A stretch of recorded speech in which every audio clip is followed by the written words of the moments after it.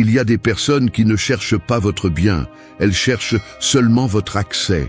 Parfois, la manipulation ne se manifeste pas par des crises ou des menaces, mais est enveloppée dans des phrases douces, des gestes de culpabilité ou des silences calculés qui pèsent plus que n'importe quel mot.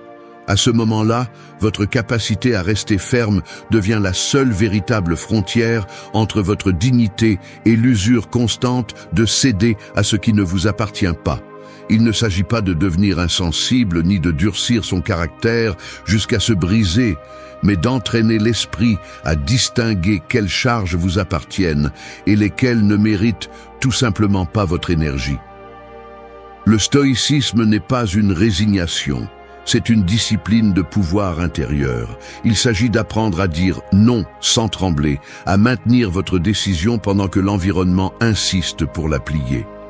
Lorsque la pression émotionnelle tente de s'infiltrer par les fissures de votre insécurité, vous avez besoin d'outils clairs, de mots précis et de convictions pour maintenir vos limites. Défendre votre autonomie n'est pas de l'arrogance, c'est du respect de soi. Il y a un coût psychologique chaque fois que vous cédez par peur du conflit. La dette s'accumule en anxiété, ressentiment et perte de contrôle sur votre propre vie. Aujourd'hui, nous n'allons pas parler de théories vides. Nous allons vous donner 10 phrases percutantes soutenues par la philosophie stoïque pour que vous puissiez protéger votre tranquillité sans tomber dans le drame ni dans le besoin de vous justifier. Personne d'autre ne va veiller sur votre intégrité si vous ne le faites pas. Si vous n'entraînez pas vos limites, d'autres entraîneront avec vous leur manipulation. 1. Décide sans te justifier face à la pression. La vérité est dure, mais tu dois l'accepter une bonne fois pour toutes. Si tu as besoin d'expliquer chaque décision que tu prends, tu as déjà perdu le contrôle, et tu le sais. Les gens le remarquent. Si tu te justifies à la moindre pression, tu offres ton autorité. Ta parole perd de son poids, et tu es à la merci des autres. Et ensuite, tu te demandes pourquoi on te manipule, pourquoi on te demande des choses, pourquoi on ne te respecte pas. Ce n'est pas parce que le monde est injuste, c'est parce que tu apprends aux autres que ton non est négociable, que tes raisons sont toujours ouvertes à l'examen, que tu as besoin de permission pour choisir. Ce n'est pas de la maturité, c'est de l'insécurité déguisée en gentillesse. Et la gentillesse mal comprise devient une condamnation à perpétuité à l'insatisfaction. Le stoïcisme le dit clairement. Le jugement que les autres portent sur tes choix ne t'appartient pas. Tu n'as pas à porter ce poids. Lorsque tu décides et ressens l'urgence de te justifier, c'est que tu cherches encore l'approbation ou que tu crains de perdre quelque chose. Acceptation, affection, tranquillité apparente. Mais tu ne peux pas être libre tant que ta paix dépend de l'approbation d'un autre. Chaque fois que tu t'expliques là où ce n'est pas nécessaire, tu donnes à l'autre personne le levier pour te manipuler à sa guise. Pourquoi ne viens-tu pas? Pourquoi n'aides-tu pas? Pourquoi ne cèdes-tu pas? Et te voilà, tournant en rond, inventant des excuses, t'excusant de défendre ton propre bien-être. Crois-tu vraiment que quelqu'un va respecter tes limites quand toi-même tu ne les défends pas sans trembler? Décider sans te justifier n'est pas de l'arrogance, c'est une hygiène mentale. C'est savoir que ta vie n'est pas un tribunal où tu dois persuader chaque spectateur de la validité de tes actes. Si ta décision est réfléchie, si elle ne nuit à personne, il suffit de la maintenir. Non merci. Point. Tout argument que tu donnes après ne fait qu'alimenter le doute, ouvrir des fissures dans ton autorité et te laisser exposer au chantage émotionnel. Tu ne dois à personne un roman chaque fois que tu choisis quelque chose de différent de ce qu'on attend. Il y a des gens que tu ne convaincras jamais, et il y a des situations où la seule réponse digne est le silence. Chaque fois que tu te justifies, tu t'endettes émotionnellement. Et cette dette s'accumule jusqu'à ce qu'un jour, tu te noies dans le ressentiment et l'auto-tromperie. Les manipulateurs sentent cette faiblesse. Ils savent que s'ils poussent un peu, tu recules. S'ils remettent en question ta décision, tu t'effondres en expliquant. S'ils insistent, tu finis par céder.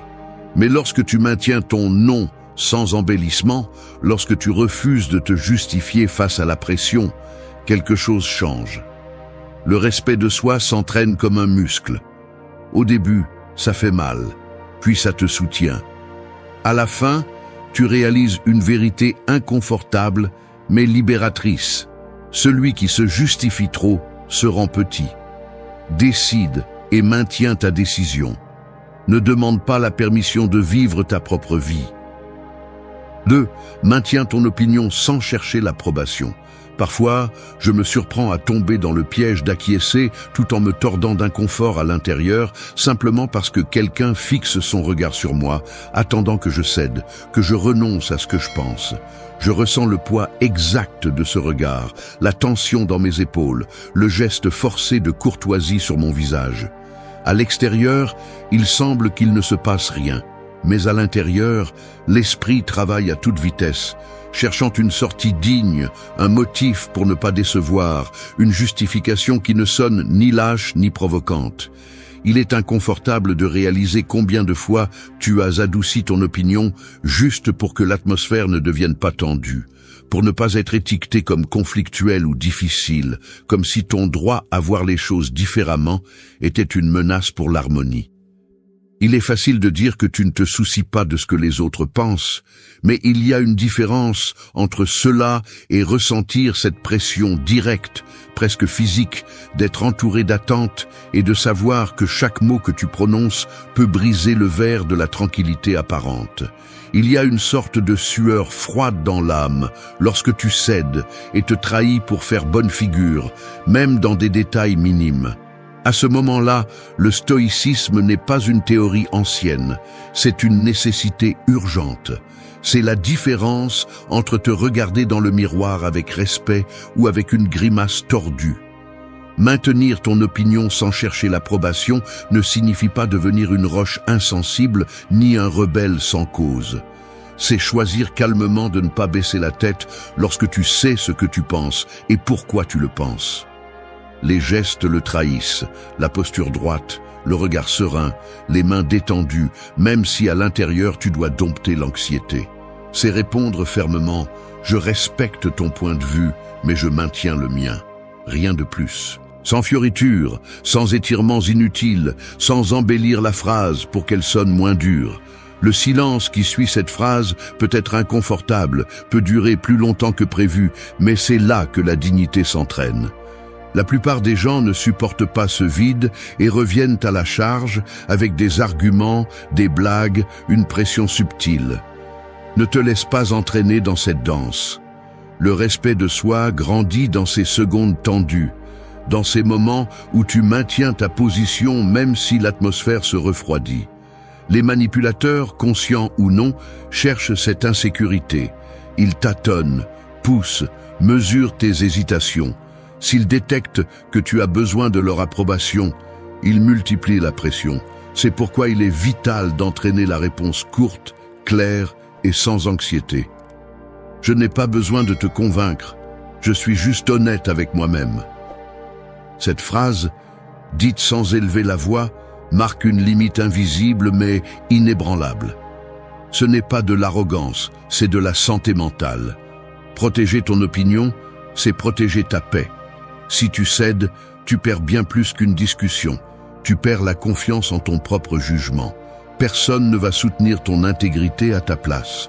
Personne ne va valider ta perception si tu l'abandonnes en échange d'un sourire. Ne cherche pas l'approbation, cherche la cohérence. C'est la ligne qui sépare la maturité de la complaisance chronique. Entraîne-toi à maintenir tes idées sans chercher des applaudissements ni des permissions. La sérénité de celui qui ne quémande pas d'acceptation se ressent dans l'air. Elle est contagieuse et finit par attirer le respect, même si au début elle génère de l'inconfort. Il ne s'agit pas d'être inflexible, mais de ne pas te dissoudre chaque fois que l'environnement exige de la conformité. Celui qui apprend à soutenir ce qu'il pense sans avoir besoin d'applaudissements cesse d'être l'otage des attentes des autres. La liberté ne se mendie pas, elle s'exerce. 3. Choisis ton bien-être plutôt que l'inconfort des autres. Le bien-être personnel n'est pas négociable. C'est la base, la ligne qui sépare une vie vécue avec intention d'une existence entraînée par les attentes des autres. L'esprit est programmé depuis l'enfance pour prioriser le confort des autres. Ne fais pas de vagues, ne dérange pas, ne sois pas une source de mécontentement. Ce mandat devient automatique, une réaction d'autopréservation déguisée en éducation, et l'on finit par croire que être une bonne personne signifie ignorer son propre inconfort pendant que les autres se sentent tranquilles. Mais il y a un coup caché dans ce mécanisme. Tu avales le malaise, tu l'encapsules et tu cèdes de plus en plus d'espace sur ton propre terrain. Ce qui commence par « ce n'est rien, c'est juste un service » se termine par une routine de renoncement minime, jusqu'à ce que le corps te le fasse payer par de la fatigue et l'esprit, par des ressentiments dont tu ne sais même pas d'où ils viennent. Défendre tes limites n'est pas un acte d'égoïsme, c'est une déclaration d'existence. Si tu ne choisis pas ton bien-être, personne d'autre ne le fera. Observer son propre désir de plaire est inconfortable. C'est un reflet qui s'active chaque fois qu'une tension minimale surgit dans l'environnement. Un regard de désapprobation, une grimace, un silence pesant. Le cerveau interprète rapidement « mieux vaut céder, après je verrai comment je m'arrange ». Le problème est que ce « plus tard » n'arrive jamais. Il y a toujours une autre situation, une autre personne, un autre petit renoncement. Le stoïcisme le montre sans anesthésie. Personne ne peut te faire sentir inférieur sans ton consentement. Quand tu choisis l'inconfort des autres pour ne pas ressentir le tien, tu cesses d'être l'auteur de ta vie et deviens un acteur secondaire des décisions des autres. La peur de décevoir, de créer de la distance, de ne pas être suffisant n'est que cela. Peur, pas réalité. C'est un investissement émotionnel qui ne rapporte jamais d'intérêt, seulement des pertes. L'esprit rationalise, cherche des excuses. Je ne veux pas être froid. Je ne veux pas qu'ils pensent que je ne me soucie pas. Mais chaque fois que tu sacrifies ta paix pour maintenir le calme des autres, tu te fragmentes un peu plus. La maturité émotionnelle consiste à supporter l'inconfort momentané de voir quelqu'un froncer les sourcils parce que tu n'as pas cédé. Parce que tu as choisi de dormir, de te reposer, de te déconnecter, de dire « aujourd'hui non ». Tu ne te dois pas à l'inconfort de l'autre, tu te dois à ton intégrité. Défendre son propre bien-être, c'est accepter que tu ne peux pas contrôler les émotions des autres, ni en être responsable. C'est pratiquer la phrase « je comprends que cela te dérange, mais je prends soin de moi en choisissant ce dont j'ai besoin ». Ce n'est pas une explication, c'est une affirmation. C'est un muscle. Au début, ça fait mal, puis ça soutient. Le respect authentique vient d'un seul endroit, de soi-même. Si tu fais de ton bien-être une monnaie d'échange, tu finis d'évaluer. Choisis ta paix, même si cela signifie supporter le mécontentement des autres. Ce n'est pas de la cruauté, c'est de la clarté. Ne sacrifie pas ta sérénité pour acheter la tranquillité des autres. Cette phrase fonctionne comme un filtre. Si quelqu'un ne t'accepte que lorsque tu cèdes, il ne cherche pas ta compagnie, il cherche ta soumission. La dignité ne se mendie pas, elle s'exerce. Choisis de sentir le poids de l'inconfort momentané plutôt que l'épuisement chronique d'une vie qui n'est pas la tienne. Le bien-être personnel est la seule base solide pour toute relation saine, car seul celui qui prend soin de lui peut vraiment prendre soin des autres. 4. Ne sacrifie pas ton respect de soi pour personne. Un vendredi comme un autre, tu termines ta journée épuisé. Le téléphone vibre. Un message de quelqu'un qui s'attend toujours à ce que tu sois disponible, qui se vexe si tu ne réponds pas immédiatement ou si tu refuses une invitation. Tu lis la demande, un service, une sortie, quelque chose qui ne t'intéresse pas et qui ne te concerne pas, et tu ressens déjà la pression. Ce n'est pas seulement l'engagement extérieur, c'est cette voix intérieure qui te dit que tu devrais dire oui, que tu ne veux pas décevoir, que peut-être ensuite cela sera utilisé contre toi. Analyser ce petit instant révèle bien plus que ce qu'il n'y paraît. Ce qui est en jeu n'est pas la sortie ni le service, mais le respect de soi. Quand ton premier instinct est de céder pour éviter une réaction d'autrui, ce que tu fais réellement, c'est mettre ta dignité entre les mains de celui qui exige le plus. L'esprit, programmé par des années d'habitude, cherche le chemin rapide.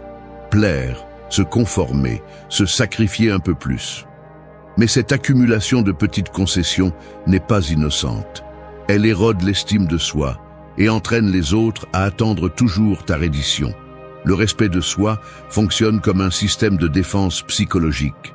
Il ne s'agit pas d'ego, il s'agit de donner de la valeur à la parole, au choix, au temps que tu as. Si tu renonces une fois, rien ne semble changer, mais la répétition crée une fracture dans le caractère. Chaque oui forcé mine la perception que tu as de toi-même et celle que les autres ont de toi. Le manipulateur n'a pas besoin de crier ni d'imposer. Il lui suffit de détecter où tu faiblis, d'anticiper ta peur du rejet, ta difficulté à maintenir une limite. C'est pourquoi il est vital d'observer avec honnêteté ce point aveugle. Le moment exact où tu préfères te perdre plutôt que de décevoir un autre. Il ne s'agit pas d'être inflexible, mais de comprendre que le respect de soi n'est pas une monnaie d'échange pour acheter l'acceptation, ni un outil pour éviter des conflits inconfortables. C'est le filtre qui définit quel type de relation tu construis et combien tu te valorises. Chaque fois que tu dis « je ne fais pas cela pour personne », si cela implique de me trahir, tu entraînes une forme de présence qui n'a pas besoin d'explication ni d'excuses. C'est une décision qui se maintient dans le silence, même lorsque l'autre insiste, manipule ou essaie de te faire sentir coupable. Céder par peur de perdre une relation ou l'estime de quelqu'un est un investissement émotionnel qui se termine toujours par une perte. Personne ne respecte celui qui se plie par principe. Si tu abaisses ton standard interne pour plaire, le résultat est une vie mesurée par la volonté des autres, pas par la tienne. Se respecter n'est pas de l'arrogance, c'est une survie psychologique. Le respect de soi ne se négocie pas, il s'exerce. C'est la ligne qui sépare ceux qui vivent avec intention de ceux qui survivent par des concessions. Si quelqu'un te demande de sacrifier ton intégrité pour maintenir la connexion, c'est une relation basée sur le chantage émotionnel, pas sur la reconnaissance mutuelle. On ne peut pas maintenir la dignité tout en vivant dans la peur du mécontentement d'autrui. Le respect de soi est la seule garantie que, quoi qu'il arrive, tu pourras te regarder avec honnêteté sans avoir à te demander pardon ensuite. Entraîne la réponse ferme et brève « je ne le ferai pas » ou « cela ne me correspond pas ». Ne vis pas pour éviter l'inconfort d'un autre au prix de te sentir vide. La véritable maturité consiste à supporter l'inconfort transitoire d'un conflit externe pour éviter l'usure chronique d'un conflit interne. Si tu sacrifies ton respect de soi une fois, le prix sera de plus en plus élevé. C'est la leçon que peu veulent apprendre, mais que personne ne peut éviter sans conséquence. 5. Éloigne-toi des conversations irrespectueuses. Il y a des conversations qui ressemblent à respirer sous une couverture humide. Chaque mot pèse et t'étouffe. Chaque réponse que tu donnes se dilue dans une ambiance chargée de poison déguisé en dialogue. L'air s'épaissit de sarcasme, d'allusions, d'ironie bon marché ou de critiques lancées comme des hameçons, espérant que tu mords et que tu t'en mêles dans une discussion sans fin. Mais voici une vérité inconfortable. Si tu restes là, piégé dans l'échange, tu as déjà remis le contrôle. Tu n'es pas un otage de l'environnement, tu es complice de ton propre épuisement. L'excuse de « je veux clarifier les choses » n'est qu'un masque élégant pour la peur de te retirer, pour l'incapacité de reconnaître que ni la raison, ni la bonne volonté ne fleurissent dans la boue du manque de respect. Certains se trompent en croyant que la patience peut tout, que résister à une pluie de phrases blessantes est un signe de force, alors qu'en réalité, c'est une façon de permettre qu'on te piétine. Ne te méprends pas. Personne ne te paie pour être le sac de frappe émotionnel des autres. Si tu acceptes le manque de respect, si tu permets qu'on te parle mal, si tu restes à écouter des attaques personnelles, la seule chose que tu entraînes, c'est ta tolérance à l'abus. Et cela devient ensuite une addiction. Le corps s'habitue à l'inconfort. L'esprit apprend à justifier l'injustifiable. Et un jour, tu te retrouves à remercier des miettes de cordialité, comme si c'était des trophées. Ce n'est pas du courage de supporter la toxicité, c'est de la faiblesse déguisée en fausse maturité. Le stoïcisme est brutalement clair ici. Ce qui ne dépend pas de toi ne doit pas t'altérer une seconde de plus que nécessaire. Personne n'est sorti indemne d'une discussion où le respect est déjà absent. Rester là assure seulement que tu finisses par perdre ton calme, à dire ce que tu ne voulais pas, ou pire, à croire ce que tu n'as jamais été. Espères-tu que l'autre change parce que tu supportes? Illusoire. La dignité ne se discute pas, elle se défend. Et parfois, la seule défense est de se lever et de partir, de couper l'appel, de laisser le message sans réponse, de regarder dans les yeux et de dire « Je ne participe pas à des conversations où il n'y a pas de respect. » Point. Ne t'en mêle pas dans des explications, ne mendie pas de compréhension. Si tu dois demander du respect, tu l'as déjà perdu. Celui qui insiste pour rester et se battre pour un terrain pourri finit empoisonné. Le retrait n'est pas de la lâcheté, c'est de la sagesse. Quand tu t'éloignes, tu marques une limite qui n'a pas besoin de longs discours ni de justification. Tout comme personne ne peut te traîner physiquement dans une bagarre, personne ne peut te forcer à supporter le poison verbal de qui que ce soit. Choisis ton atmosphère mentale avec la même détermination que celle avec laquelle tu choisis avec qui tu partages tes secrets. Tu ne dois pas ton énergie à ceux qui ne savent pas en prendre soin. Fais-toi une faveur. Face à l'irrespect, retire-toi avant de te perdre. Je ne négocie pas ma dignité, je l'exerce. C'est la ligne qui sépare ceux qui se respectent de ceux qui se résignent. 6. Défends ton autonomie dans chaque décision. L'autonomie ne se demande pas, elle se défend. C'est la différence entre celui qui dirige sa vie et celui qui la vit en demandant la permission à chaque coin de rue. Rien n'est plus évident qu'un geste de doute lorsque tu es sur le point de prendre une décision. Le regard qui se détourne, la main qui hésite sur le téléphone avant de répondre, le soupir qui s'échappe avant de dire ce que tu veux vraiment. Le corps le trahit avant que la bouche ne dise quoi que ce soit. C'est dans ces petites pauses que les autres perçoivent si tu as le contrôle ou si, au fond, tu attends un signe d'approbation ou une excuse pour te rétracter. Le respect se joue dans ces secondes où tu décides si ta volonté compte ou si tu n'es que le résultat de la pression extérieure. Dans la pratique, défendre ton autonomie est une scène qui se répète dans le quotidien. La réunion où tout le monde attend que tu te joignes à une décision absurde. Le repas de famille où ta façon de vivre est sujet de conversation.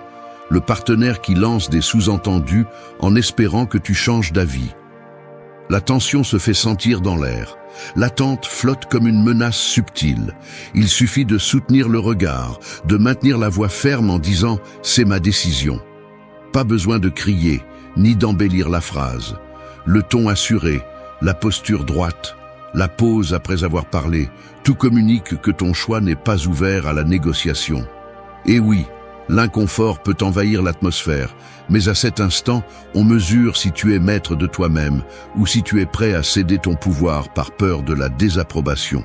Beaucoup confondent autonomie et rébellion vide, mais la différence est évidente lorsque l'on observe les détails. Celui qui agit depuis l'autonomie ne s'agite pas, n'a pas besoin de se justifier et ne cherche pas à convertir qui que ce soit à sa cause. Il décide simplement, maintient sa position et, si nécessaire, répète son opinion sans entrer dans le jeu de la persuasion interminable. C'est la sérénité de celui qui sait que sa propre vie n'est pas à louer. La véritable maîtrise commence lorsque tu es capable de tolérer le silence inconfortable, de supporter les visages fermés ou les commentaires passifs-agressifs sans perdre ton calme. Défends ton autonomie même si la voix tremble, car si tu ne la protèges pas, personne ne le fera. La manipulation émotionnelle se nourrit de tes doutes, de ton besoin d'approbation et des fois où tu te trahis pour éviter le conflit. C'est pourquoi chaque décision est un entraînement. Lorsque tu choisis avec fermeté, même dans un détail minime, tu renforces ce muscle interne qui te permet de maintenir le cap même lorsque tout l'environnement pousse pour que tu plies. L'autonomie n'est pas un privilège, c'est une responsabilité. Ce n'est pas une question de chance, mais de pratique. La prochaine fois que tu sentiras la pression dans la salle, les yeux attentifs, le commentaire insidieux, souviens-toi, Ta décision n'a besoin que de ton propre aval, personne d'autre. Je ne cède pas mon autonomie pour plaire, je l'exerce pour vivre en paix. C'est la limite que personne ne franchira si tu ne le permets pas. 7. Assume seulement ta part de responsabilité. J'ai du mal à l'admettre, mais pendant des années, j'ai traîné une culpabilité qui ne m'appartenait même pas. Chaque fois que quelqu'un autour de moi se sentait mal, se mettait en colère ou explosait, mon esprit réagissait instantanément en cherchant où j'avais échoué, quel mot j'avais lâché que je n'aurais pas dû, quel geste m'avait échappé. Mon mécanisme était automatique. Je chargeais sur mon compte le malaise des autres, comme si la paix de tous dépendait de ma précision émotionnelle et de ma capacité à anticiper les désagréments. Le plus pervers, c'est que ce reflet n'était pas de la bonté, c'était de la peur déguisée en responsabilité. Une peur de perdre l'approbation ou de provoquer des conflits, de ne pas être suffisant pour maintenir l'atmosphère tranquille. C'est ainsi que j'ai commencé à assumer le fardeau de chaque crise, chaque déception, chaque réaction exagérée des autres, même si cela était hors de mon contrôle. On finit par croire qu'on a le pouvoir de réguler le monde émotionnel de ceux qui nous entourent, et c'est là que commence le piège. Tu deviens le responsable universel, celui qui vit à demander pardon pour des choses qui ne dépendent pas de lui, celui qui absorbe les culpabilités des autres jusqu'à ce que son identité se déforme. L'esprit est expert pour distordre la limite entre ce qui est propre et ce qui est étranger. On apprend dès le plus jeune âge à lire les visages, à éviter les frictions, à résoudre ce que l'on n'a même pas créé. Le problème, c'est que cet entraînement te rend vulnérable à la manipulation. Il suffit que quelqu'un exprime de la déception ou te fasse sentir que tu lui dois quelque chose pour que toutes les alarmes se déclenchent et la culpabilité s'installe comme une dette que tu ne termines jamais de payer. À ce stade, tu perds la clarté sur ce qui est ta véritable responsabilité et ce qui n'est que le résultat des vides et des attentes des autres. Le piège est subtil. On t'apprend à être une bonne personne à force de porter des culpabilités qui ne sont pas les tiennes. Et tu appelles cela de l'empathie, alors qu'en réalité, c'est de la soumission psychologique. Il y a une différence énorme entre être conscient de tes erreurs et accepter les conséquences, et assumer la tristesse, la colère ou la frustration des autres comme si c'était ta facture en attente. Le stoïcisme coupe de racine cette confusion. Tu es responsable de tes actes, pas des émotions des autres. Cette phrase, simple mais inconfortable, fonctionne comme un filtre mental. Elle t'oblige à vérifier si ce que tu ressens est une culpabilité légitime ou si tu es simplement en train d'absorber le malaise que l'autre ne sait pas gérer. Assumer seulement ta part de responsabilité est un acte d'honnêteté brutal envers soi-même. Ce n'est pas se désengager ni devenir froid, c'est tracer une ligne interne qui empêche que tu deviennes le dépôt émotionnel de ceux qui ne veulent pas regarder leurs propres erreurs. Lorsque tu acceptes que tu ne peux pas porter les sentiments des autres, tu te libères d'une dette imaginaire. Je ne suis pas responsable de guérir ce que je n'ai pas provoqué. Cette phrase, répétée en silence, te redonne le contrôle sur ton énergie et ta dignité. Apprendre à assumer seulement ta part est un processus inconfortable. Au début, l'esprit sabote. Il t'accuse d'égoïsme, te rappelle les anciens mandats. Mais maintenir cette frontière est le seul moyen de ne pas vivre à genoux devant les attentes et les frustrations des autres. Il ne s'agit pas de se fermer, mais de choisir consciemment ce qui te revient de résoudre et ce que l'autre doit affronter. Le respect de soi commence là. Quand tu cesses d'absorber ce qui n'est pas à toi et que tu rends chaque charge à sa place. La culpabilité des autres n'est pas ta croix.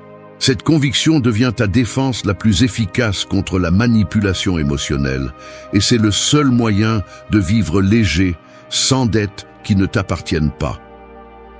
8. Préfère l'honnêteté à un accord facile. Aucun accord ne vaut plus que l'honnêteté envers soi-même. Au fond, le besoin de plaire fonctionne comme un piège. Il t'incite à dire oui quand tu penses non, à acquiescer en silence par peur de perdre la connexion, à céder sur ce que tu considères important juste pour maintenir une calme superficielle. Analyser ce mécanisme révèle que, presque toujours, l'accord facile est une forme d'auto-abandon soigneusement déguisée en diplomatie. L'impulsion d'éviter le conflit, de ne pas rompre l'ambiance, découle d'une anxiété très concrète, la peur d'être exclu, d'être perçu comme problématique ou insensible. Mais ce prix, payé maintes et maintes fois, laisse une facture interne qui, tôt ou tard, finit par éroder l'estime de soi et hypothéquer la dignité. L'accord par inertie ne fait que renforcer la manipulation. Lorsque tu choisis d'adoucir ta vérité pour ne pas déranger, tu enseignes aux autres que tes limites peuvent bouger selon la pression du moment. Le résultat ne tarde pas à arriver. Tes décisions deviennent irrélevantes, tes préférences sont minimisées, et lentement, tu deviens le joker émotionnel de ceux qui savent que tu céderas pour éviter la friction. L'honnêteté, en revanche, est inconfortable au début, mais libératrice à long terme. Dire ce que tu penses vraiment, même si l'ambiance se tend pendant quelques secondes, est un acte de respect envers soi-même et envers l'autre. Tu fais clairement comprendre que ta parole a de la valeur et que ta présence n'est ni à vendre ni à louer. L'esprit rationalise l'accord facile avec des excuses sophistiquées. Ce n'est pas si grave. Mieux vaut éviter les problèmes. Je le fais pour le bien commun. En réalité, tu ne fais que reporter le conflit et le transformer en ressentiment silencieux. L'honnêteté coupe ce cycle à la racine. Si tu n'es pas d'accord, dis-le. Si quelque chose ne résonne pas en toi, exprime-le. Si tu préfères garder le silence plutôt que de mentir, fais-le avec fermeté et sérénité. Tu n'as pas besoin de lever la voix, ni de chercher l'approbation. Il suffit de soutenir une phrase claire. Je préfère être honnête plutôt que de donner un oui vide. Cette ligne, simple mais percutante, protège ton intégrité de l'érosion constante de l'auto-illusion. Accepter le désaccord est la véritable épreuve de maturité. Le stoïcisme l'enseigne sans détour. Tu ne peux pas contrôler la réaction des autres, seulement la sincérité de ta position. Lorsque tu choisis l'honnêteté, tu ouvres la porte à un respect authentique, même si cela implique un moment inconfortable ou la perte d'un service superficiel. L'authenticité pèse plus que l'approbation éphémère. Chaque fois que tu priorises la vérité sur la commodité, tu entraînes le muscle de la cohérence interne. Ce n'est pas un chemin facile, mais c'est le seul qui garantit que tu peux te regarder dans les yeux sans honte, ni dette en suspens. L'accord facile est bon marché, l'honnêteté inestimable. Souviens-toi, celui qui sacrifie la vérité pour appartenir finit par se perdre dans l'essai. Préfère le désaccord digne à la paix fondé sur des mensonges silencieux. 9. Valide ta perception face à la manipulation. Tu es assis devant quelqu'un qui insiste pour t'expliquer pourquoi ta version des choses est erronée. Peu importe si ce que tu as vu, ressenti ou compris est clair pour toi. L'autre te renvoie des phrases empoisonnées comme « cela n'est jamais arrivé »,« tu exagères »,« tu prends toujours tout mal ». Et peu à peu, tu remarques comment le doute s'infiltre dans ta tête comme une fuite. Le manipulateur ne crie pas et ne menace pas, mais il sème peu à peu le soupçon que tes souvenirs n'ont pas de valeur, que ta perception est défectueuse, que ton jugement est entaché par des émotions incontrôlées. Si tu acceptes ce jeu, si tu gobes la fausse humilité de « peut-être que je suis fou », tu remets tout ton pouvoir sur un plateau d'argent. Il n'y a pas d'excuse valable pour laisser les autres réécrire la réalité. Douter de ton propre jugement quand tu sais bien ce que tu as vécu est le premier pas pour devenir un spectateur de ta vie, un figurant sans voix dans l'histoire qui t'appartient. Personne ne te donnera de validation quand tu en as le plus besoin. Si tu attends que l'autre reconnaisse ta vérité avant de la défendre, tu as déjà perdu la bataille mentale avant même de commencer. L'auto-tromperie la plus confortable est de supposer que douter de soi-même est un signe de maturité. Faux. La véritable maturité est de maintenir ta perception même lorsque tout l'environnement insiste sur le fait que tu as tort. Il ne s'agit pas d'être infaillible, il s'agit de ne pas tolérer qu'on te désarme avec des arguments bon marché ou qu'on te convainque que ce que tu as ressenti est une invention. Le gaslighting, cette manipulation subtile qui cherche à te faire douter de ton expérience, est l'outil favori de ceux qui ne supportent pas d'être confrontés à la vérité. Si tu t'habitues à leur donner le bénéfice du doute pendant qu'ils piétinent ce que tu as vu, tu finis par être complice de ta propre annulation. La phrase stoïque pour ce moment est brutalement simple. Je fais confiance à ce que j'ai ressenti et à ce que j'ai vu. Tu n'as pas besoin d'élever la voix, ni de te justifier excessivement, ni de permettre un débat éternel sur ta capacité à percevoir. Maintenir cette ligne, claire et sans fioriture, est un acte de défense mentale. Celui qui veut te faire douter de toi-même cherche à te contrôler, pas à te comprendre. Valide ta perception, même si personne d'autre ne l'approuve. C'est la sentence qui sépare ceux qui se respectent de ceux qui se laissent emporter par le chantage psychologique. Laisser les autres déformer ton expérience est un investissement émotionnel désastreux. Tu perds confiance, tu gagnes de l'anxiété et tu entraînes les autres à te manipuler rien qu'en levant un sourcil. Si ton premier réflexe face aux doutes des autres est de demander pardon pour ce que tu as ressenti, tu dois reconstruire ton filtre interne. Tout ce qui dérange l'autre n'est pas de ta responsabilité. Toute critique ne mérite pas d'être traitée comme une vérité universelle. La dignité se forge chaque fois que tu refuses d'avaler une version altérée de ta propre histoire. Si tu es clair sur ce que tu as vécu, maintiens cette clarté. Ne supplie pas de validation, ne mendie pas de compréhension. Celui qui ne respecte pas ta perception ne mérite pas ta confiance. Répète-le autant de fois que nécessaire jusqu'à ce que le muscle de la confiance en soi te soutienne même sous la pression la plus subtile. Ne donne pas d'explications longues. N'entre pas dans le grand théâtre du doute. Défends ton expérience et le reste tombera de lui-même. Personne ne peut te manipuler si ta perception n'est pas à vendre. 10. Pardonne sans perdre tes limites personnelles. Pardonner à quelqu'un qui t'a blessé, c'est comme relâcher une corde tendue que tu tenais serrée entre les dents. Tu ressens un soulagement immédiat lorsque tu détends ta mâchoire, mais sur tes articulations, il reste encore la marque de l'effort. Le pardon, bien compris, n'efface pas les faits ni ne répare les dommages. Il libère simplement le poids que tu traînais. Mais voici la confusion dangereuse. Beaucoup confondent cet acte de lâcher-prise avec l'obligation de rouvrir la porte, de rétablir la confiance et l'accès direct à ta vie, comme si pardonner était synonyme d'amnésie ou de soumission. On le voit dans les gestes. Celui qui t'a blessé sourit avec soulagement, attendant le signe que tout est revenu à la normale, tandis que toi, au fond, tu sais que quelque chose a changé pour toujours. L'atmosphère se charge d'une attente silencieuse, comme si l'acte de pardonner était le passeport automatique pour que le cycle se répète, pour que l'histoire soit réécrite dans les mêmes termes. La véritable limite apparaît dans ce que tu fais après avoir pardonné. Pas besoin d'explications longues ni de discours sur ce que tu as appris. Il suffit de maintenir une nouvelle distance, claire, protégée. Le corps le comprend avant l'esprit. Tu cesses de répondre immédiatement. Tu filtres ce que tu partages. Tu changes le ton avec lequel tu interagis. Le regard est plus attentif, la voix plus mesurée. Les espaces partagés se réduisent. Ce n'est pas de la vengeance, c'est de l'hygiène émotionnelle. Pardonner ne signifie pas laisser la porte sans serrure, ni réinstaller celui qui t'a blessé au centre de ta confiance. La dignité se préserve dans les détails.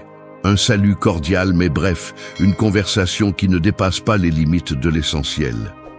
Ma paix vaut plus que ton retour. C'est la ligne emblématique que tu devrais tatouer dans ta façon d'interagir après une trahison.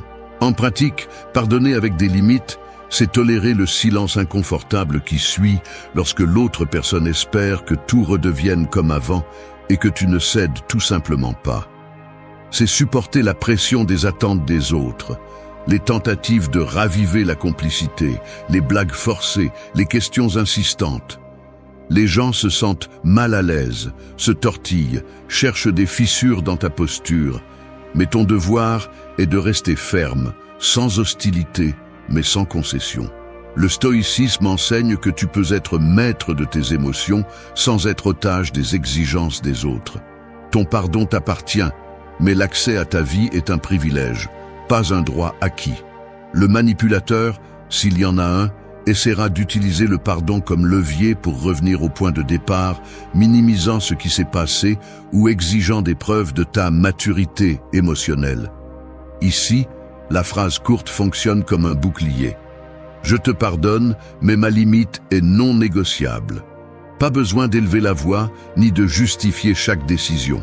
La posture, le ton et la cohérence sont plus éloquents que n'importe quel discours. Le respect de soi se démontre dans la capacité à laisser derrière soi le ressentiment sans redonner la clé de ton bien-être. Pardonner n'est pas oublier, c'est apprendre à protéger l'entrée. C'est la frontière qui protège ta dignité, même lorsque l'environnement réclame la réconciliation à tout prix. Le pardon, bien placé, n'est pas une faiblesse. C'est la plus grande expression de force lorsqu'il est accompagné de la limite que tu mérites. Personne ne te le dit en face, mais la plupart vivent comme si l'abondance était un prix qu'on arrache à la vie à coups d'anxiété et d'efforts incessants. Des nuits entières sont gaspillées à ressasser des préoccupations, croyant que la prospérité dépend d'un contrôle absolu. La vérité est que cette obsession d'obtenir plus ne fait que multiplier la fatigue et le sentiment de vide. La véritable abondance, celle qui ne se brise pas face au changement, naît d'un état d'esprit de calme et de détachement. Il y a une brutalité honnête à accepter que, peu importe combien tu t'efforces, tu ne pourras jamais contrôler le cours complet de la vie. Les stoïciens le savaient. L'univers ne se plie pas à l'anxiété, ni ne répond aux supplications désespérées, mais à un esprit discipliné, reconnaissant et serein. La peur de tout perdre est le filtre qui déforme ta perception et alourdit le coût psychologique de chaque réussite. La sérénité, en revanche, est la base solide sur laquelle se construit toute forme de prospérité réelle. Arrête de demander la permission à la vie pour te sentir prospère. L'abondance commence lorsque tu te reconnais suffisant, lorsque tu te détaches du résultat et fais confiance à l'ordre naturel des choses. Dormir tranquille, sans dette intérieure ni attente insatiable, est la plus grande richesse. La cohérence entre ce que tu penses et ce que tu fais est la clé. Si tu cherches l'abondance, prépare-toi à lâcher prise sur le contrôle, à pratiquer la gratitude et à permettre à la vie d'agir à son rythme. Ici, il n'y a pas de raccourci, seulement de la discipline, de l'acceptation et le courage de laisser l'univers faire son travail. 1. Reconnaissez votre abondance intérieure. Personne ne va vous offrir la paix intérieure. Personne ne va vous servir l'abondance sur un plateau tant que vous continuez à mesurer votre valeur avec ce que vous avez ou ce qui vous manque. C'est aussi simple que cela. Tant que vous regardez vers l'extérieur en cherchant à combler des vides, le monde vous renverra la même sensation de manque, encore et encore, comme si vous vous endettiez avec votre propre tranquillité. Observez vos propres gestes à la fin de la journée, la mâchoire serrée, les épaules tendues, les mains agitées, cherchant des distractions sur l'écran du téléphone. C'est le langage corporel de quelqu'un qui a oublié sa richesse intérieure, le corps trahissant l'idée que tout va bien, alors qu'à l'intérieur, le solde émotionnel est négatif. Respirez. Sentez le poids de vos attentes accumulées, comme des pierres dans vos poches, et réalisez qu'aucun objectif externe ne va vous enlever ce fardeau si vous ne reconnaissez pas d'abord ce que vous êtes déjà. L'erreur la plus courante est de penser que l'abondance est une récompense qui arrive à la fin d'une série interminable de sacrifices, de luttes et de renoncements. Mais la réalité est différente. La prospérité authentique commence lorsque vous cessez de la poursuivre comme si c'était une proie insaisissable. Marc Aurèle écrivait le soir, en silence, en passant en revue ce que la journée lui avait donné. Il ne comptait pas les pièces, ne calculait pas les faveurs reçues ou perdues. Il examinait son humeur, sa sérénité, la clarté de ses décisions. C'est cela, la richesse.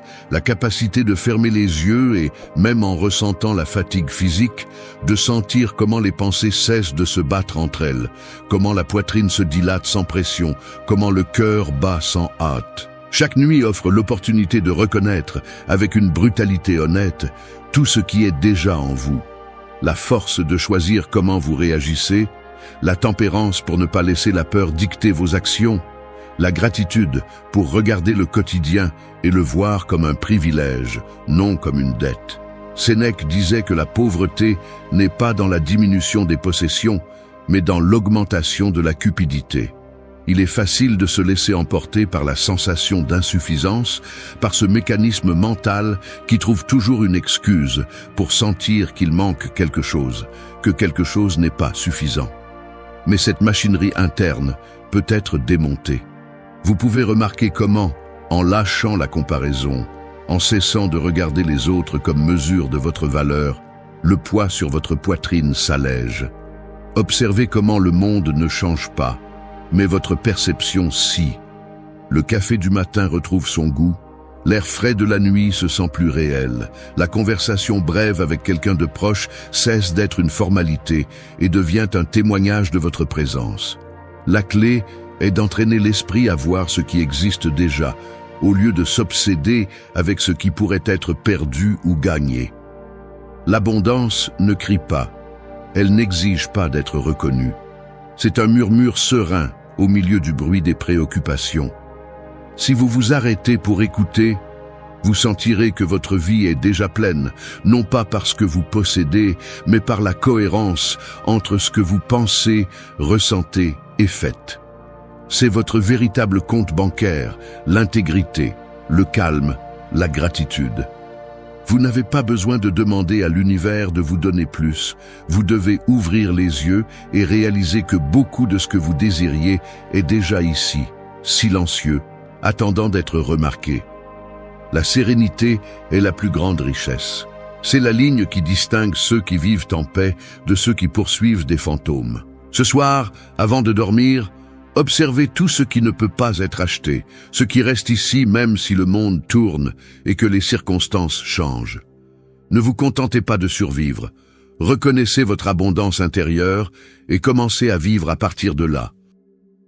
2. Laisse le calme guider tes actes. Il y a ceux qui avancent dans la vie comme s'ils étaient des coureurs sur un tapis roulant qui ne s'arrête jamais. Ils transpirent, dépensent de l'énergie, s'épuisent, mais n'avancent pas d'un millimètre. À quoi bon courir si ton esprit reste piégé dans le même cycle d'anxiété et d'urgence? Ne te laisse pas tromper. La précipitation n'est pas une force, c'est du bruit.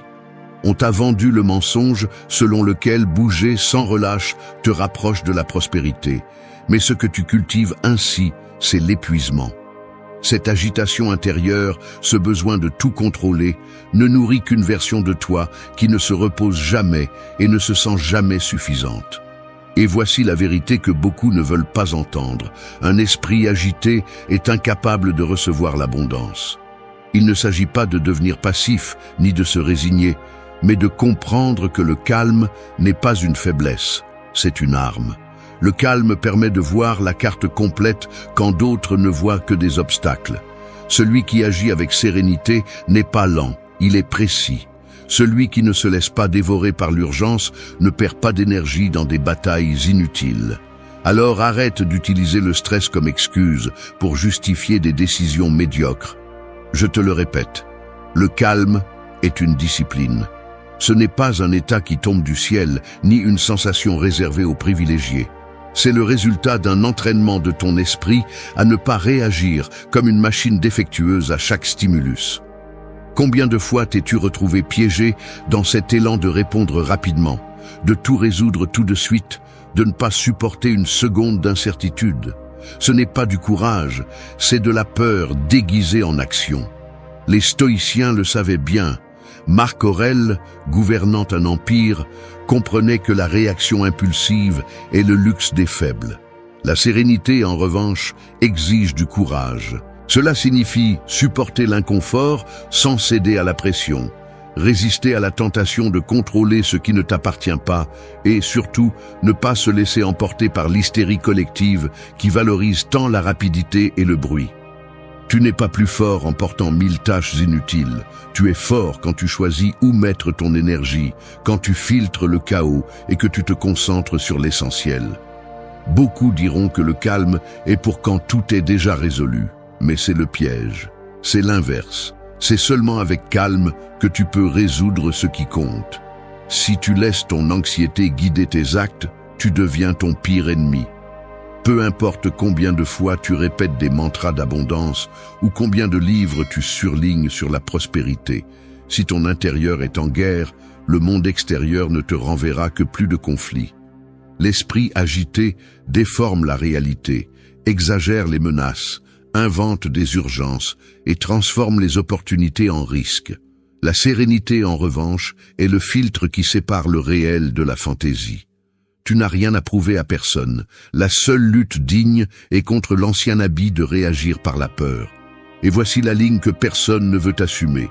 Seul celui qui maîtrise son calme maîtrise son destin. Ce n'est pas un slogan, c'est un avertissement. Si ta vie est marquée par des réactions automatiques et des décisions impulsives, n'attends pas que l'abondance te trouve. Tu seras trop occupé à éteindre des incendies imaginaires pour remarquer quand elle arrive. Le détachement n'est pas de la froideur, c'est de la clarté. Quand tu lâches la nécessité de contrôler le dénouement, quand tu cesses de forcer le rythme des choses, un espace intérieur s'ouvre où l'abondance peut entrer. Le logos, cet ordre universel que les stoïciens vénéraient, ne répond pas aux caprices ni aux caprices. Il répond à celui qui agit en harmonie avec le moment, à celui qui sait quand avancer et quand attendre. Prends la responsabilité de ton état mental. Chaque fois que tu choisis le calme plutôt que la réaction, tu investis dans ton propre bien-être. Chaque décision prise dans la sérénité est une porte ouverte à la véritable prospérité. Alors, la prochaine fois que tu sentiras l'urgence te brûler de l'intérieur, souviens-toi, le calme n'est pas de l'inaction, c'est une stratégie. L'abondance ne vient pas à l'esprit agité, elle s'en éloigne.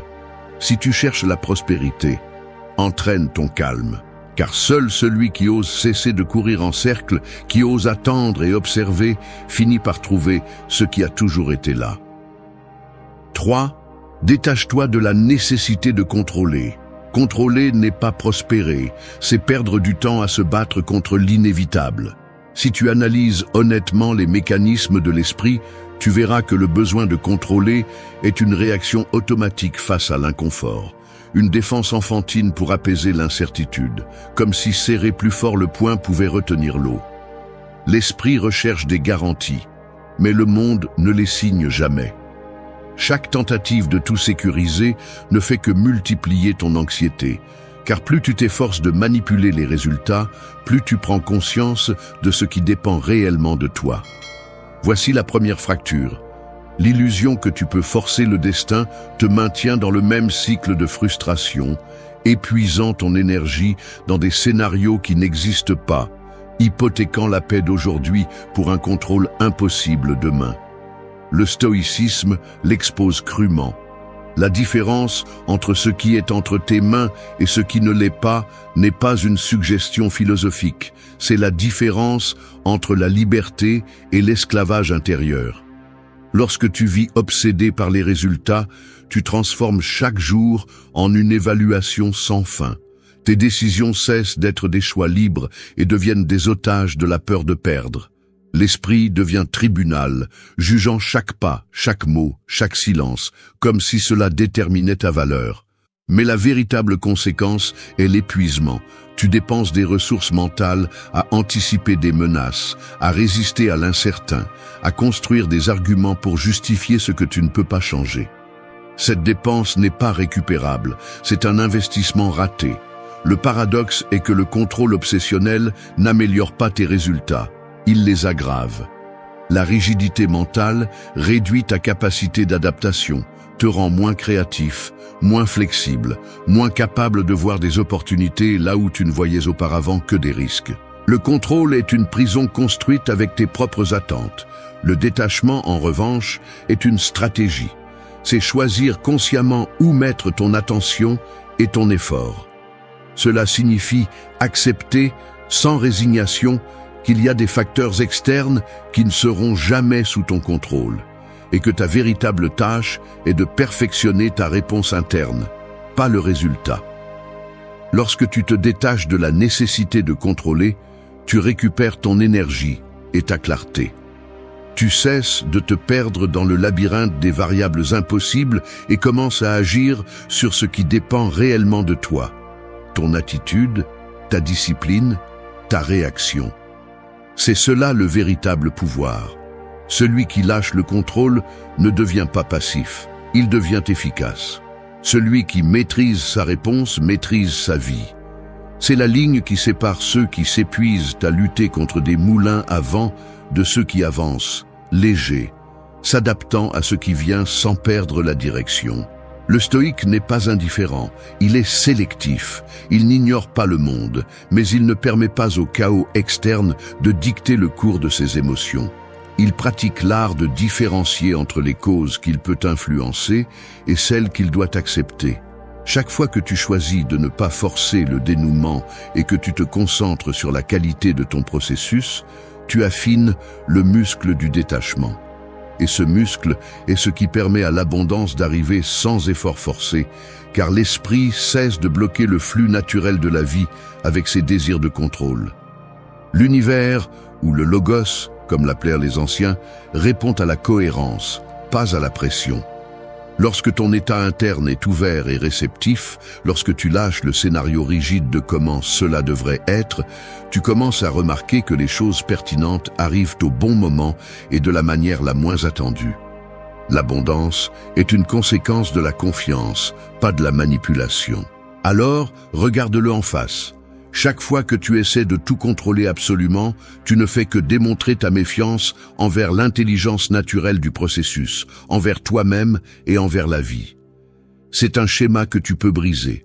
Choisis d'investir ton énergie dans ce que tu peux réellement transformer, ta clarté, ta tempérance, ta capacité à agir avec intégrité, même si le résultat n'est pas garanti.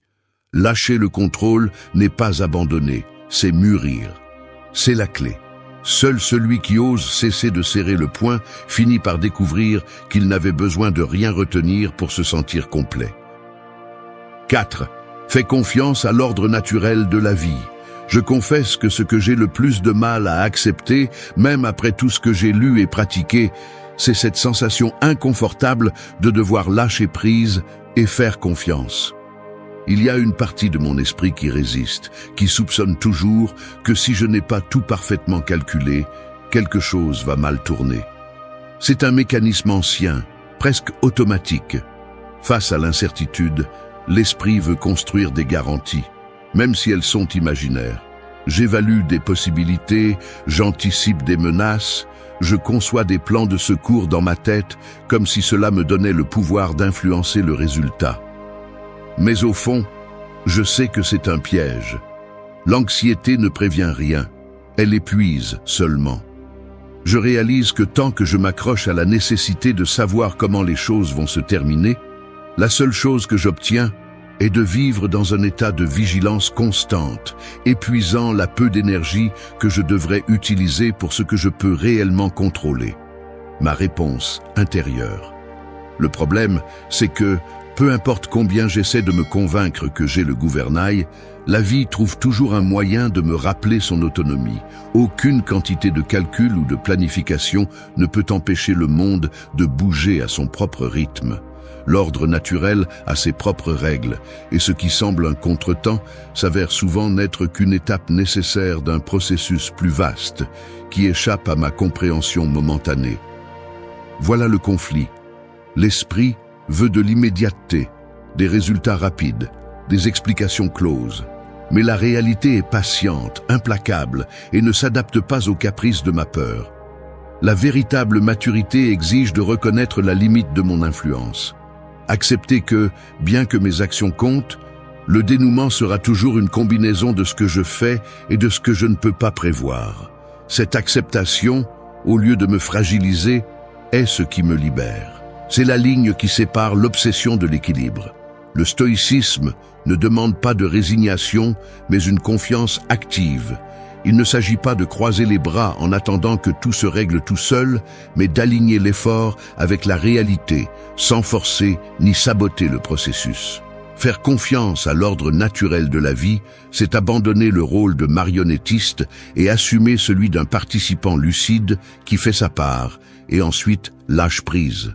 Quand j'essaie, je remarque que la peur de perdre le contrôle se transforme peu à peu en une étrange tranquillité, comme si cesser de lutter contre l'inévitable me redonnait une énergie qui était auparavant séquestrée par l'inquiétude. Cette énergie se transforme en clarté, et à partir de là, les décisions pèsent moins, les erreurs ne m'écrasent pas, et les réussites ne m'enivrent pas d'illusions d'omnipotence. Fais confiance au processus, pas au résultat.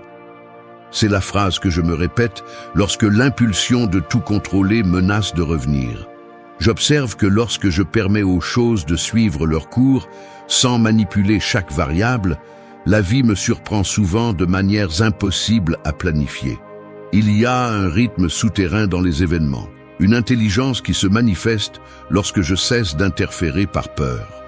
L'ordre naturel est ce mécanisme silencieux qui équilibre ce qui semble chaos en surface. Les stoïciens parlaient du logos, ce principe directeur qui organise l'univers. Aujourd'hui, je pourrais dire que c'est la confiance que chaque expérience a sa place, même si je ne comprends pas pourquoi sur le moment. L'univers s'ordonne tout seul, toi, ordonne-toi simplement. Cette phrase courte, presque brutale, me rappelle que l'effort authentique est interne, pas externe. La clé est d'observer mes propres résistances, de réaliser comment la tentative de contrôler n'est qu'une stratégie d'autodéfense face à la peur. Si j'accepte cette peur sans la cacher, ni la déguiser en rationalité, je commence à lâcher prise. Le détachement devient alors une conséquence naturelle de la confiance, pas une pause forcée.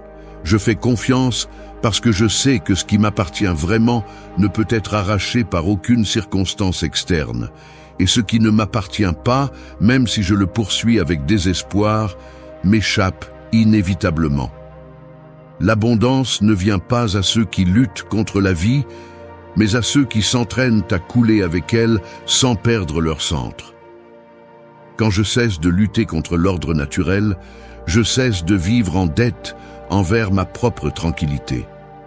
C'est l'investissement le plus rentable, faire confiance et lâcher prise. Parce qu'au final, seul celui qui ose faire confiance se repose vraiment. 5. Pratique la gratitude sans attente. À la fin de la journée, alors que tu enlèves tes chaussures et laisses tomber tes vêtements sur une chaise, il y a un instant où le silence s'installe dans la pièce. La lumière tamisée dessine des ombres sur le mur, l'air sent quelque chose de familier, peut-être le détergent des draps, le dernier café de l'après-midi, le parfum de quelqu'un qui n'est plus là. Et tes mains restent immobiles, posées sur tes cuisses, comme si elles ne savaient pas très bien quoi faire. Il n'y a rien de spécial qui se passe, juste la fin d'une journée de plus, la routine habituelle. Pourtant, là, dans cet espace presque invisible entre l'épuisement et le repos, apparaît une décision que la plupart des gens négligent. Remercies-tu pour ce qui a été ou t'arrêtes-tu pour énumérer ce qui a manqué? Tu n'as pas besoin de cérémonie ni de grands discours. Il suffit du geste simple de regarder tes propres pieds, reconnaître qu'ils t'ont amené jusqu'ici, sentir le battement constant dans ta poitrine et accepter que, même si tout ne s'est pas passé comme tu l'espérais, tu es toujours debout. C'est le terrain fertile où la gratitude peut s'enraciner, mais seulement si elle est sincère, seulement si elle se pratique sans attendre rien en retour. Le piège le plus courant est de transformer la gratitude en une monnaie d'échange, une sorte d'investissement émotionnel, en attendant des dividendes invisibles. Je remercie pour que demain tout se passe mieux. Je remercie parce que ainsi, on m'a dit, l'univers me le rendra. Ce n'est pas ainsi. La gratitude authentique ne négocie pas, ne calcule pas, n'exige pas. Elle ressemble davantage à nettoyer un verre sale. Cela ne change pas la réalité, mais cela change la façon dont tu la vois. Lorsque tu remercies sans attendre de récompense, c'est comme si tu aiguisais l'instrument avec lequel tu perçois le monde. Le café du matin ne devient pas plus cher, mais son goût s'intensifie. Le sourire fugace d'un inconnu ne change pas ton destin, mais te rappelle que tu es toujours connecté à l'humanité. Tu n'as pas besoin de faire semblant que tout est parfait, ni de te forcer à ressentir de la gratitude pour ce qui fait mal. Il suffit de ne pas négliger ce que tu as déjà. C'est là le véritable entraînement. Observer, remarquer, laisser le reconnaissance surgir sans pression. Il y a une usure silencieuse dans l'acte de remercier en attendant des résultats. C'est comme porter un sac à dos invisible chaque fois que quelque chose ne s'améliore pas. Chaque fois que la gratitude ne fonctionne pas comme tu l'espérais. Ce poids, cette déception, te serre la poitrine, te vole la légèreté. Le stoïcisme est brutal à ce point. Ce qui compte, ce n'est pas ce que tu reçois, mais la disposition intérieure avec laquelle tu te relis au présent. Tu ne remercies pas pour manipuler l'avenir, tu remercies pour te réconcilier avec ce qui est déjà.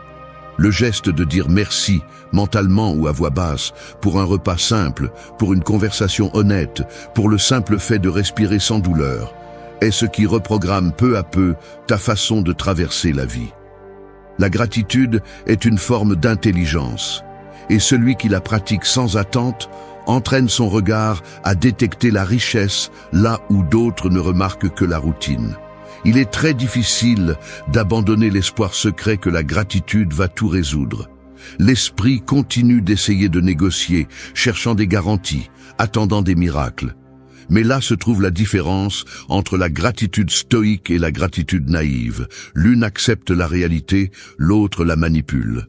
Choisis la première. Si tu remercies le repos même si le travail de la journée n'est pas terminé, si tu remercies l'affection même si la relation n'est pas parfaite, si tu remercies le simple fait d'avoir surmonté une petite difficulté, tu es en train d'entraîner un muscle mental qui ne dépend pas du résultat. C'est cela le véritable détachement. Remercier même s'il n'y a pas de récompense. Reconnaître la valeur du petit sans exiger qu'il se transforme en quelque chose de plus grand. Ce soir, avant de dormir, prends une demi-minute pour passer en revue sans hâte 3 choses qui se sont produites aujourd'hui. Une que tu as trouvée difficile et que tu as surmontée. Une que tu tenais pour acquise et qui est toujours là. Une que tu n'as jamais demandée et qui t'a pourtant été donnée. N'attends pas que demain soit meilleur simplement parce que tu remercies.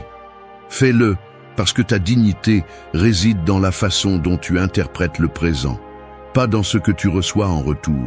Là, dans cette habitude silencieuse, dans cette gratitude sans attente, se trouve la porte d'entrée vers l'abondance réelle. Remercie sans regarder l'horloge. Car seul celui qui remercie sans condition se libère du poids du manque et peut enfin reposer en paix. 6. Laisse la sérénité ouvrir des chemins. La sérénité n'est pas un luxe, c'est une nécessité. Si tu crois encore que le calme est réservé à ceux qui ont déjà réussi, à ceux qui prétendument n'ont pas de problème, tu te mens à toi-même. Le manque de sérénité est le mécanisme exact qui te maintient bloqué, répétant des schémas, justifiant tes échecs par des histoires de malchance ou de circonstances impossibles. Ce n'est pas le monde qui te bloque les opportunités. C'est toi-même qui fermes des portes avec ton agitation, ta méfiance, ta manie d'anticiper le pire. L'anxiété ne te prépare pas, elle te paralyse. La tension ne te pousse pas en avant, elle t'épuise. Il faut le dire clairement, la sérénité est la seule condition réelle pour que de nouveaux chemins s'ouvrent, car un esprit en guerre ne sait que détruire ce qu'il touche. Celui qui ne cultive pas la sérénité sème des obstacles. C'est la vérité qu'il faut accepter avant de chercher des solutions magiques. Beaucoup vivent convaincus que la vie est une succession d'obstacles à surmonter à force de nerfs et de vitesse, comme si la seule façon d'avancer était de pousser toujours un peu plus fort. Cette mentalité est la recette parfaite pour l'épuisement et la médiocrité. La peur te vend l'idée que si tu t'arrêtes, si tu lâches prise, tu vas rester en arrière, tu vas rater quelque chose d'important. Mais c'est tout le contraire. La précipitation aveugle, l'anxiété déforme et le bruit intérieur te rend incapable de voir les raccourcis, les sorties, les véritables opportunités. Celui qui agit depuis la sérénité voit ce que les autres ignorent. Il peut distinguer entre l'urgent et l'important, entre ce qui construit et ce qui ne consomme que de l'énergie. Ce n'est que depuis le calme que tu peux détecter les portes que le stress te maintient fermées. La sérénité est le levier invisible. Sans elle, tout effort devient maladroit, toute décision est remplie d'erreurs prévisibles. Ne te trompe pas. La sérénité n'est pas passivité ni résignation. C'est la capacité de rester lucide au milieu de la pression, de ne pas réagir par impulsion ni par besoin de prouver quoi que ce soit. Celui qui maîtrise son calme devient imprévisible pour la peur. Pendant que les autres s'épuisent à rivaliser en surface, tu économises de l'énergie pour les mouvements qui comptent vraiment. C'est aussi simple que cela. La sérénité ouvre des chemins parce qu'elle te permet de voir au-delà de la panique immédiate. Elle te donne une marge de manœuvre. Elle te permet de choisir avec clarté. La plupart échouent non pas par manque de talent, mais par manque de sérénité dans les moments critiques. Tu n'as pas besoin de plus de volonté ni de plus de plan, tu as besoin d'entraîner le muscle de l'équanimité. Et cet entraînement est brutal, car il t'oblige à lâcher ton addiction au drame, à cesser de justifier tes erreurs par la pression externe. L'auto-tromperie la plus dangereuse est de penser que la sérénité viendra lorsque tout sera résolu. Cela ne va pas se produire. C'est l'inverse. Ce n'est que lorsque tu cultives la sérénité que le désordre externe commence à s'organiser. Sénèque le dit clairement, celui qui attend que la mer se calme pour cesser de lui faire peur ne quitte jamais le port. C'est ton état interne qui modifie l'environnement et non l'inverse. C'est pourquoi la prospérité arrive lorsque tu cesses de te battre contre ce que tu ne peux pas changer et que tu te concentres sur ce que tu peux gouverner. Ton attitude, ton approche, ta façon d'interpréter ce qui se passe. La sérénité ne t'isole pas, elle te donne accès à des ressources internes que la plupart ne savent même pas qu'elles existent. La vision s'élargit, les solutions apparaissent, et l'abondance coule comme conséquence de cette clarté. Cesse d'utiliser l'anxiété comme excuse, personne ne va te donner la sérénité. C'est une conquête quotidienne. Une discipline que tu entraînes chaque fois que tu choisis de ne pas réagir, chaque fois que tu t'arrêtes avant de lâcher une plainte ou un jugement automatique. Tu n'as pas besoin d'attendre des signes de l'univers. Tu dois forger le caractère nécessaire pour que n'importe quelle circonstance devienne un terrain fertile. La sérénité est la clé maîtresse. Si tu ne l'as pas, ne te plains pas que les portes restent fermées. La prospérité naît dans l'esprit qui sait attendre, qui résiste à l'impulsion de se saboter et qui ose faire confiance à son propre processus. C'est ainsi que s'ouvrent les chemins que la peur te refuse. 7. Cultiver la cohérence entre l'esprit et l'action. Certaines personnes avancent dans la vie comme si elles avaient deux engrenages internes tournant dans des directions opposées. Ce qu'elles pensent et ce qu'elles font ne s'alignent jamais vraiment. Le résultat est une usure silencieuse, presque comme un moteur qui consomme plus d'énergie qu'il n'en produit, laissant à la fin de la journée une sensation d'épuisement disproportionnée par rapport à l'effort réel. Cette dissonance, cet écart entre ce que votre esprit reconnaît comme précieux et ce que vos actes finissent par exécuter, est l'un des principaux drains de votre abondance intérieure. Ici, peu importe la quantité d'objectifs que vous vous fixez, ni l'intensité avec laquelle vous poursuivez vos buts, mais plutôt l'alignement entre vos principes et vos mouvements quotidiens. Lorsque l'esprit va d'un côté et les actions de l'autre, toute possibilité de prospérité se dilue dans des contradictions invisibles, dans de petites trahisons quotidiennes qui, bien qu'elles semblent inoffensives, accumulent une dette dans votre compte émotionnel. La cohérence n'est pas une qualité tape à l'œil, ni un talent réservé aux virtuoses. C'est avant tout un exercice d'honnêteté brutale. Analysez-le. Chaque fois que vous retardez une décision que vous savez nécessaire, chaque fois que vous acceptez un engagement qui ne correspond pas à vos valeurs, chaque fois que vous agissez par inertie et non par conviction, une micro-fracture se produit dans votre structure interne. Cette fracture ne se remarque pas immédiatement, mais elle finit par affaiblir votre caractère et par intoxiquer le flux de sérénité dont vous avez besoin pour que l'abondance ait de l'espace. Votre prospérité est liée à votre congruence. Si vos paroles et vos actes se bifurquent constamment, l'univers et votre propre esprit cessent de vous faire confiance en tant que canal de réalisation. Car la confiance, même la confiance en soi, ne se construit pas avec des discours, mais avec des actes répétés qui confirment ce que vous dites être. L'analyse approfondie de ce phénomène révèle un cycle vicieux. Plus vous vous trahissez dans les petites choses, plus il devient difficile de vous maintenir dans les grandes. L'esprit apprend vite et en détectant que vos actions contredisent vos idéaux, il commence à se méfier de vos intentions futures. Le résultat est double. Vous perdez de l'énergie à essayer de vous justifier et surtout, vous perdez la clarté pour décider du prochain pas. C'est ici que la plupart des gens restent bloqués à répéter des schémas, piégés dans la même boucle de promesses brisées et d'excuses sophistiquées. L'incohérence est le filtre sale qui déforme votre vision, non du monde, mais de vous-même. Lorsque vous vous habituez à cette distorsion, même l'abondance la plus évidente passe inaperçue, car votre attention se fragmente entre le désir de changer et la peur d'être honnête avec ce que vous faites réellement. La solution n'est pas grandiloquente, ni ne nécessite des efforts titanesques. C'est une discipline quotidienne d'observation et d'ajustement. Demandez-vous, et ce sera la seule question rhétorique de ce bloc, mes actions reflètent-elles vraiment ce que mon esprit considère comme important?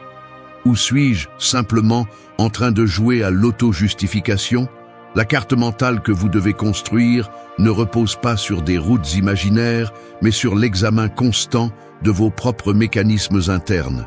Détectez où vous faites des concessions au confort, où vous vous sabotez avec de petits mensonges, où la peur du jugement des autres vous fait abandonner vos propres limites. C'est là que commence le véritable travail. La cohérence est l'architecture invisible sur laquelle repose toute prospérité durable. Sans elle, tout n'est qu'apparence. Avec elle, même les ressources les plus modestes se transforment en richesses durables. L'entraînement à la cohérence n'est pas confortable, car il exige de sacrifier l'image et d'embrasser la vérité. Mais c'est ici que se distingue celui qui cherche une abondance réelle de celui qui ne la désire que superficiellement. Un esprit cohérent est un esprit en paix avec lui-même, capable de soutenir des décisions difficiles sans vaciller sous la pression extérieure. La cohérence est une force accumulée. C'est une phrase qui mérite d'être retenue chaque fois que vous hésitez entre l'impulsion et le principe. Si vous voulez prospérer, cessez de négocier avec vos valeurs et commencez à agir comme si chaque petit geste était un investissement direct dans votre propre équilibre. Parce que c'est le cas. L'univers répond à l'intégrité, pas à l'apparence. Lorsque vous cultivez cet alignement, vos décisions prennent du poids, votre parole retrouve de la valeur et l'abondance, loin d'être une promesse abstraite, devient une conséquence logique de votre propre ordre interne. 8. Repose-toi avec détachement et pleine confiance. Se reposer n'est pas fuir, c'est faire confiance. C'est le véritable filtre qui sépare ceux qui s'épuisent à essayer de forcer le destin de ceux qui, à la fin de la journée, peuvent lâcher prise et se livrer à la nuit sans culpabilité, sans compte à rendre à leur propre tribunal intérieur. Il y a une croyance silencieuse qui te sabote, l'idée que si tu ne gardes pas l'esprit en alerte jusqu'à la dernière minute, quelque chose va échapper, que l'univers récompense la vigilance constante et punit le repos. Mais ce que tu obtiens en maintenant cette tension, c'est hypothéquer ta paix pour payer une dette imaginaire. Le corps se couche, mais l'esprit continue de travailler dans l'obscurité, révisant des erreurs, amplifiant des menaces, ruminer des possibilités qui n'existent pas au-delà de ton besoin de contrôle. C'est là que le repos devient un champ de mine, non pas à cause de ce qui se passe à l'extérieur, mais à cause des mécanismes internes qui ne te permettent pas de lâcher prise sur la journée. Le véritable détachement commence lorsque tu réalises que se reposer n'est pas perdre du temps, mais investir dans la seule énergie que tu peux réellement gérer, ton état intérieur. Tant que tu crois que le contrôle absolu est une vertu, tu dormiras avec le poing fermé, comme si tu pouvais retenir la vie entre tes doigts. Cet épuisement n'est pas de la force, c'est une fatigue mal gérée. Il ne s'agit pas de se résigner ni d'ignorer les difficultés, mais d'abandonner la fantaisie que l'insomnie et l'inquiétude anticipée te rendent plus responsable ou plus précieux. Le repos authentique est un geste radical de confiance. C'est dire à l'esprit que pour aujourd'hui, c'est suffisant, que la dignité ne réside pas dans l'obsession, mais dans la capacité à se rendre à ce que tu ne peux pas changer. Celui qui ne sait pas lâcher prise ne se repose jamais vraiment. C'est la ligne que peu de gens veulent regarder en face.